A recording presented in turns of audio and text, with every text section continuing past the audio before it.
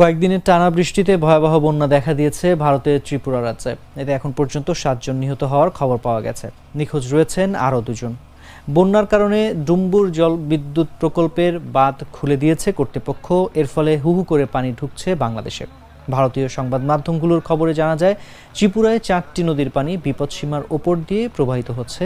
এর ফলে 5,600 পরিবার নিরাপদ স্থানে আশ্রয় নিতে বাধ্য হয়েছে। ত্রিপুরার ভেতর দিয়ে প্রবাহিত হয়ে হাওড়া নদী বাংলাদেশের ব্রাহ্মণবাড়িয়া জেলায়, ধলাই নদী মৌলভীবাজারে, মুহুরী নদী ফেনী জেলায় এবং খোয়াই নদী সিলেটে প্রবেশ করেছে। ত্রিপুরার গোমতী জেলা ম্যাজিস্ট্রেট তার অফিসিয়াল সোশ্যাল মিডিয়া অ্যাকাউন্টে জানিয়েছেন, গোমতী নদীর পানি আরও বাড়তে পারে। এ কারণে ডুম্বুর জলবিদ্যুৎ প্রকল্পের বাঁধ থেকে পানি ছাড়তে হবে। তিনি জানিয়েছেন, বুধবার স্থানীয় সময় সকাল 8:35 পর্যন্ত বাঁধের 3টি গেটের মধ্যে একটি খুলে দেওয়া হয়েছে। ত্রিপুরায় উৎপত্তি হওয়া গোমতী নদী প্রায় 150 কিলোমিটার অতিক্রম করে কুমিল্লার ভেতর দিয়ে বাংলাদেশে প্রবেশ করেছে।